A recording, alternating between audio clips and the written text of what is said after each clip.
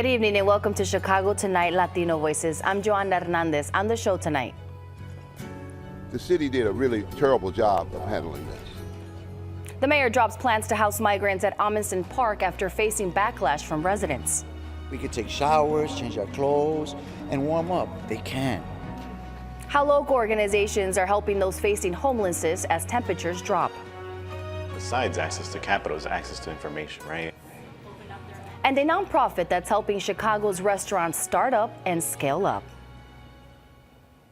And now to some of today's top stories. The world is reacting to the death of former U.S. Secretary of State Henry Kissinger.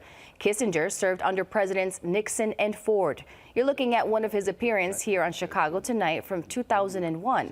He was a controversial figure, praised by many in the military and political institutions, and criticized by others for being the architect of policies they believe led to millions of unnecessary deaths around the world. Kissinger died yesterday at the age of 100. The judge in the corruption trial of former Chicago Alderman Ed Burke denies a request for a mistrial. Burke's lawyers requested the mistrial after a witness made a statement calling the former alderperson corrupt. They urged the statement prejudiced the jury. However, Judge Virginia Kendall didn't agree, saying she was confident the jury would heed her instruction to ignore the statement. Burke faces 14 criminal charges, including racketeering, bribery, and extortion. For more details on today's testimony in the case, visit our website. Illinois State Police are rolling out an initiative to help root out public corruption. People can now file complaints about suspected corruption, such as wire fraud and money laundering, privately through the agency's online portal. Police officials say having allegations reported to one place will streamline the process and allow for a quicker response. ISP says it will then direct submissions to the proper agency to handle the investigation. Get ready for Fast and Furious Round 2 as NASCAR returns to the streets of Chicago.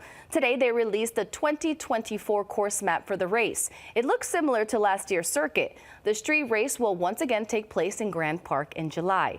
Next year's race will mark the second of a 3-year contract between the city of Chicago and NASCAR. Now, if you don't want to get towed, listen up. Chicago's winter overnight parking ban begins in just a few hours. Cars parked on certain marked streets will be towed from 3 a.m. to 7 a.m., whether there is snow on the ground or not. And be warned, violators face a minimum of $150 towing fee, a $60 ticket, and a storage fee of $25 per day. You don't want to be that person, Up next, an update on the city's efforts to move migrants out of police stations. That's right after this.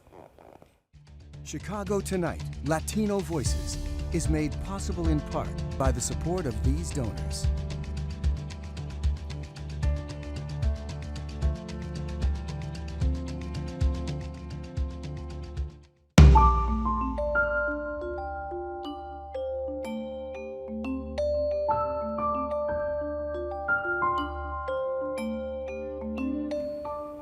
For the first time in more than 4 months, there are fewer than 1,000 migrants sleeping on the floors of police stations and at O'Hare Airport, as Mayor Brandon Johnson's efforts to move migrants into city-run shelters begins to show progress.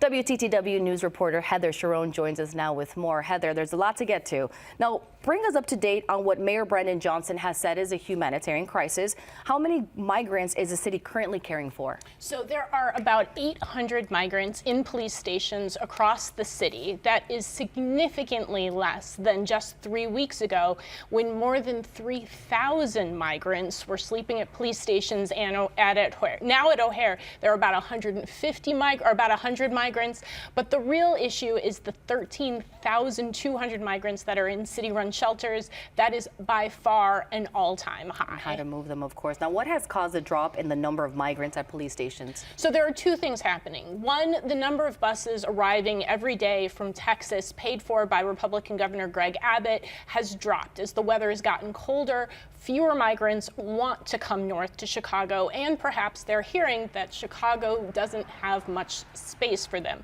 The other thing is that Mayor Brandon Johnson is really stepping up efforts to open more shelters. There are now 25 city-run shelters, and he's also ramped up an effort with 17 local churches who are housing migrants themselves in an attempt to give them a warm place to sleep and to help them get back on their feet. Now, there was news today about the mayor's plans to open a migrant shelter in the field house in Amundsen Park, which drew an intense backlash from nearby residents. Now, will it be moving forward? It will not. Because of that drop and that increased ability to get migrants into other city shelters, the mayor and Alderman Chris Taliaferro said that that shelter would no longer be needed, along with other plans to convert a nearby commercial building to a shelter for migrants. That was a huge relief to residents of Austin who see that field house as an important community hub, and were furious when FARC District programs were delayed or moved to make room for the migrants. And they've been waiting to get that field house back. Yes. Now, Heather, what's the latest on the so-called winterized base camp in Brighton Park? So that base camp is now fully under construction. However, it is over the objections of Alderman Julia Ramirez, who says that she is not convinced that it is safe for migrants to live on that site after the discovery of toxic metals. Now, earlier this week, I asked Mayor Brandon Johnson why start building the camp before that full environmental report was released. He said we'll have that report by the end of the week. So that means I'm looking for something in my inbox tomorrow. To read, of course. And what about plans for a second base camp in Roseland? Can you tell me about that? Those plans are still moving forward. The city has not started construction there. Unlike the Brighton Park base camp, that is going to be something that will be run entirely by the city, while the state is running the plan to run the camp in Brighton Park. There are still environmental assessments going on that land in Roseland, which the city now owns. So hopefully the city hopes will be a little bit of a smoother process there. There's a lot to keep up with. Yes. Well, thank you, Heather, for your report. Thanks, Joanna. And you can read Heather's full story on our website. It's all at WTTW.com/news. Up next, how local organizations are helping those facing homelessness.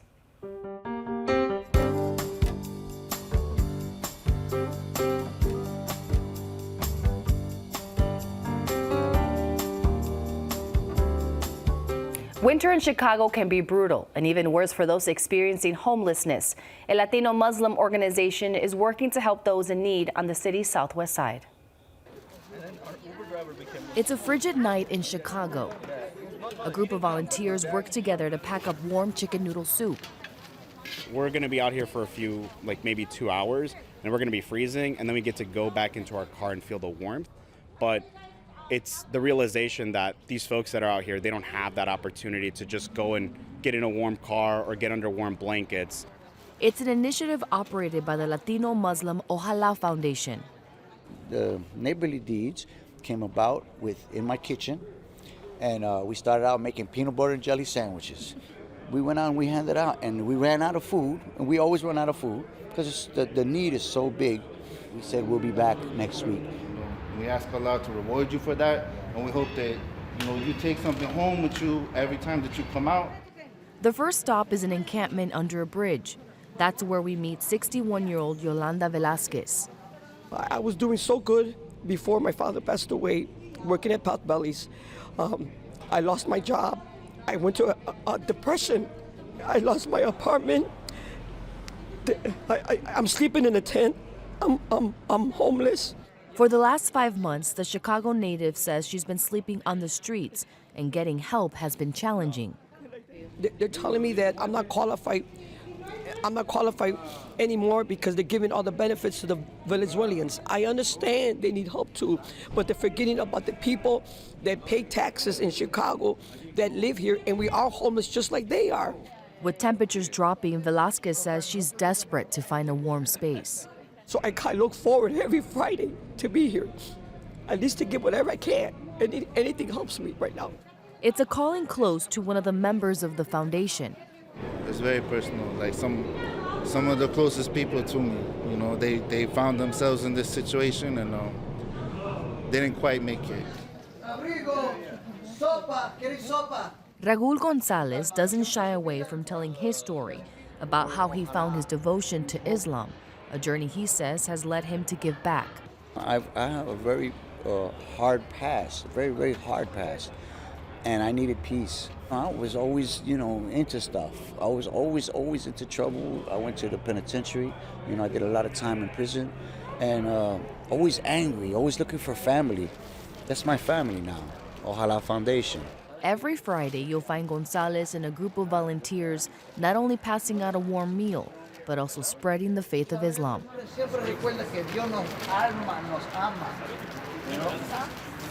These people are no different. This could be any one of us. We're all like one really bad day away from finding ourselves in such a desperate situation. The Neighborly Needs Initiative has been running for 6 years on donations. If you want to learn more about the organization and how you can help, we have all that information on our website. And in other efforts to fight homelessness, Chicagoans can expect to vote in March election on a proposal known as Bring Chicago Home. The measure would hike taxes on the sales of properties worth $1 million or more. According to the Chicago Coalition for the Homeless, an estimated 68,000 people were homeless in Chicago, up 2,800 from the year before. But we should note these numbers are from 2021, which means those don't account for the thousands of asylum seekers who started arriving in 2022. Now, joining us now with more on all this are Salvador Serra, Director of Community Impact and Special Projects at La Casa Norte, Arturo Hernandez, a senior attorney with the Chicago Coalition for the Homeless, and Bruce Perry with the Illinois Union of the Homeless. Thank you all for joining us. Now, Arturo, I want to start with you. Your team's report, which just today became available in Spanish, also found that out of Latino Chicagoans experiencing homelessness, 91% are in doubled-up situations. Can you explain what that exactly means? Yes, sure. So people experience homelessness in different ways. They could be at shelters, on the street, or doubled up, which some people consider couch surfing. Doubled up is a form of homelessness. So this is when someone is staying at someone's house where they have no legal right to be at, and they can be asked to leave at any time. So they don't have their own house, their own apartment. They might be staying with a relative or a friend, but they don't have the right to be there, so they can be asked to leave at any time. They don't have their own space. Correct. Salvador, your group works a lot with Latino youth. Can you expand on the need you're currently seeing and what that looks like?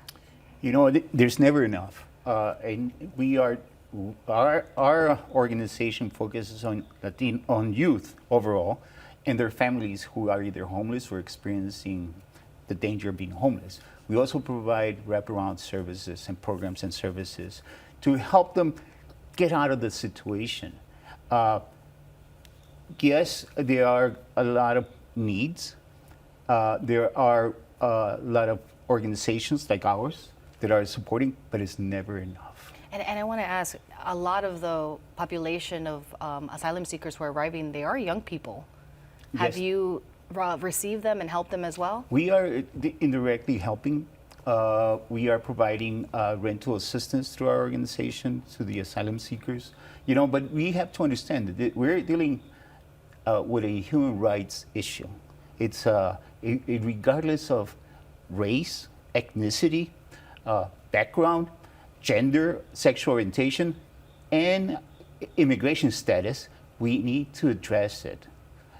Homelessness overall. Bruce, I want to go to you. As someone who has experienced homelessness before, how dangerous is it to be living outside in this kind of weather? Oh, it's totally dangerous. It's a brutal existence at any time.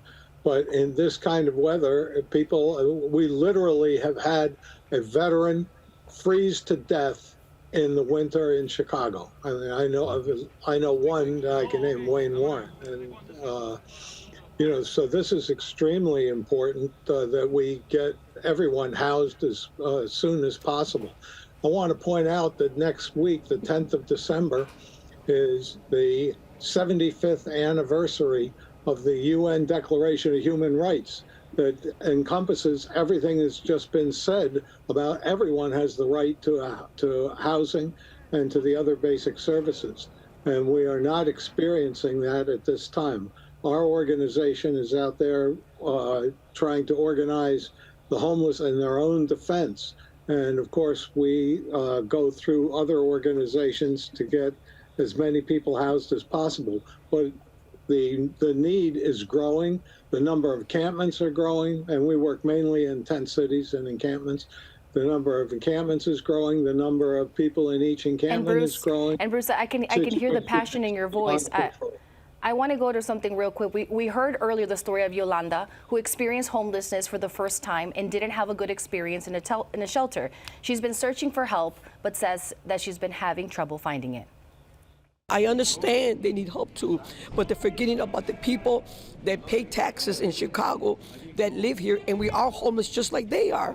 And now I'm reaching for help, for the first time, and they're turning me down.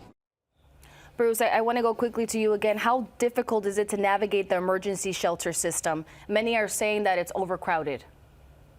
It is overcrowded. There is no question about that. And therefore, the shelter system is not the only way to get people into housing. But many people without documentation or people that do not have the appropriate IDs and documentation, even if they are documented in the sense of being in the U.S., cannot find housing because of their documentation status. And we have to go through that process.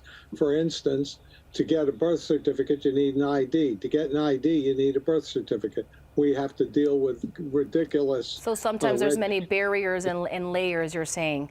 Exactly. Arturo, going to you, many of your clients experience homelessness. What barriers are there when it comes to securing housing? Well, as mentioned, one of the barriers is not having an ID. So there could be another barrier, such as having a criminal record. So I'm an attorney with the Law Project of the Chicago Coalition for the Homeless, and we provide free legal services to people who are at risk of homelessness, have housing instability.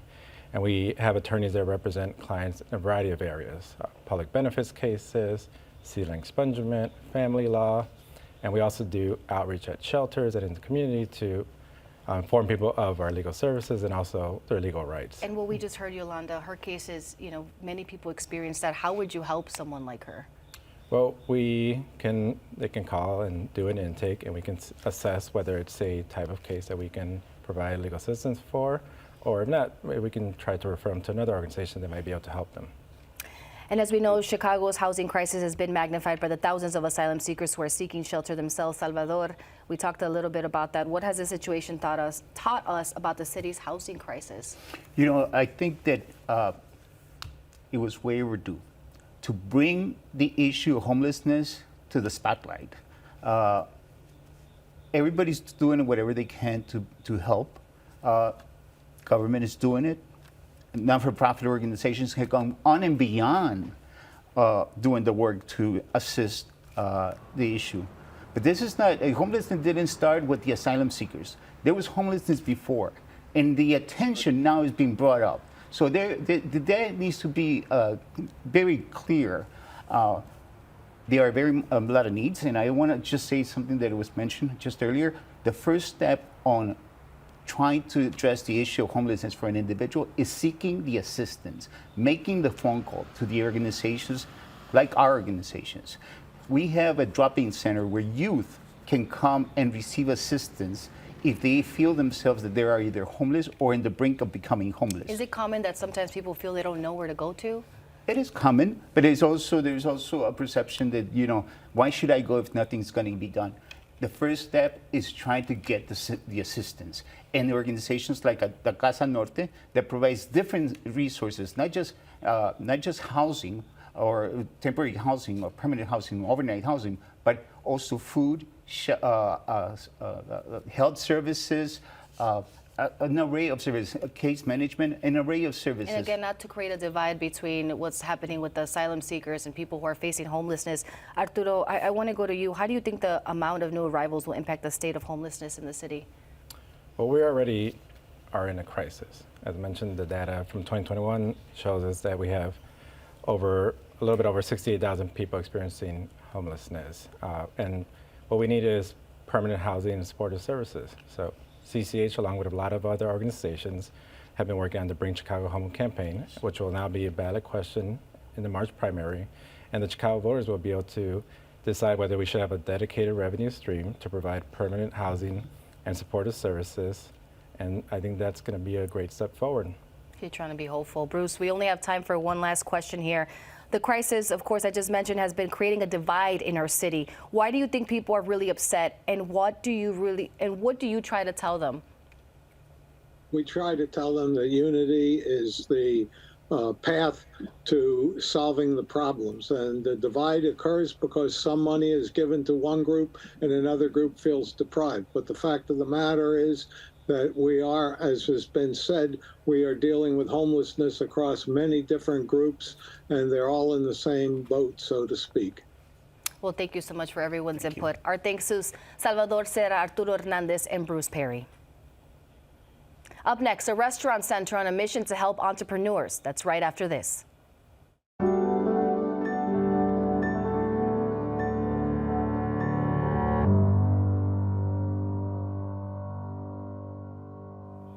Chicago's restaurants are more than just places to eat. They're the heartbeat of communities, defining neighborhood cultures through cuisine. But the restaurant industry is also one of the toughest to succeed in. And that's why Pilsen nonprofit began its mission to help restaurant entrepreneurs keep those food favorites coming. Producer Erica Gunderson brought us this story. Here's another look. Like most Friday afternoons, it's busy in the kitchen at Ruby's Tacos on 18th Street. Because they're 100% family owned and operated, and they represent all the very necessary pieces of a successful restaurant. But it wasn't that long ago that Ruby's Tacos were only available once a week at a Maxwell Street stand. Since then, the Ramirez family, who owns Ruby's, has successfully transitioned into this brick-and-mortar location. That's thanks in large part to Dish Roulette Kitchen, who shares the space with Ruby's, at least for now. When we met Ruby's, they were street vendors. They started selling tamales and tortas out of a cooler at like different soccer matches throughout the city. And when we met them, they had a really impressive taco stand. Pandemic forced them into an apartment, selling out of their apartment. We took them, put them in a physical space that supported their revenue streams and everything in between. Dish Roulette Kitchen was started by restaurant industry veteran Jackson Flores and her friend Brian Soto when Flores lost her job early in the pandemic. I was working a really sweet gig as a restaurant operator, and Brian owns and operates a accounting firm. Yeah, so I was a CPA running my accounting firm. I have a lot of food and beverage clients, so during the pandemic I saw them struggling when they had to shut down their doors.